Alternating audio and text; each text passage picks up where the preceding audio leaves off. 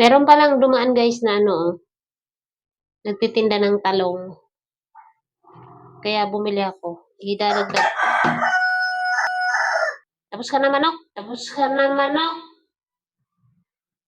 Idadagdag natin dito oh, sa langka.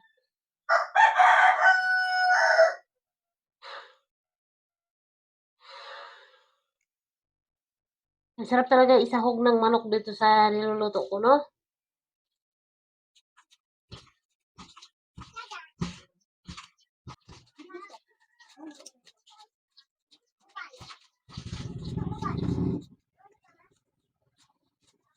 Malapit na ako matapos, guys.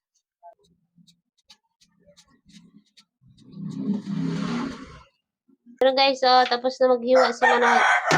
Yan naman yung putang ng manok na ito.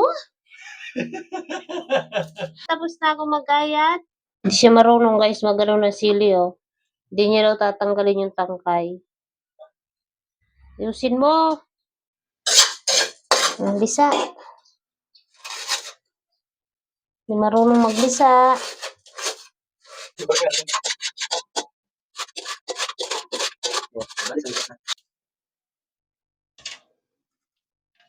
Ito na guys yung ating gata. Ilagay na natin. Napiga ko na. Kami talagang mga Bicolano guys. Baka sabihin niyo puro gulay kami. Eh, diyan talaga kami nasanay guys sa puro gulay. Kahit ano yung ipaulam nyo sa amin, mas the best pa rin sa amin yung ginataan. Alam nyo ba guys, kaming mga Bicolano, kahit paulamin mo kami ng tanghalian, hapunan, puro gulay yung ulam, okay lang sa amin. Ayan na guys, tapos na ako magpigaan ng nyog. Isa lang na natin yung isang kawang langka.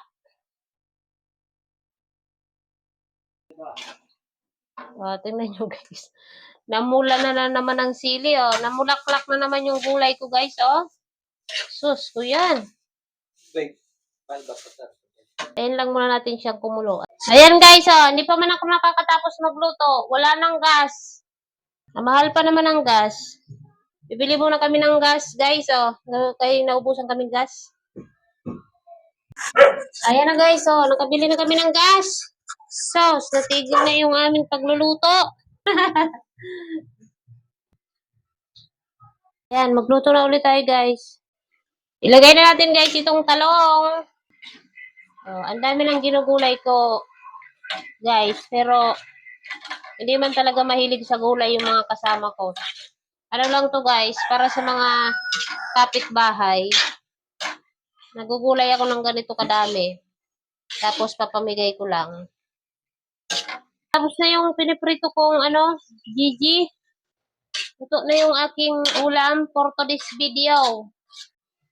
Ito na guys, yung mangkok ng mga kapitbahay ko. Mamimigay na ako. Mamimigay na tayo ng gulay sa ating mga kapitbahay.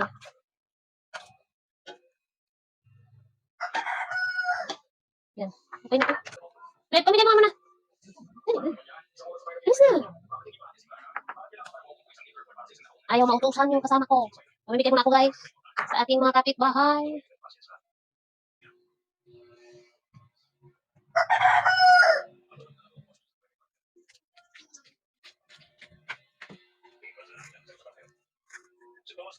Maghahati din pala kami guys ng ulam sa pinsan ko. Pero konti na lang kasi pinamigay ko na sa kapitbahay. So, ito yung aking bibigay sa pinsan ko. Ayan. Bibigay ko yan kay Tabatchoy. Pupunta kami doon. So, ready na si Habi. Nandoon na sa labas. Ready ka na, baby? So, bye-bye guys. Thank you for watching. Bye-bye.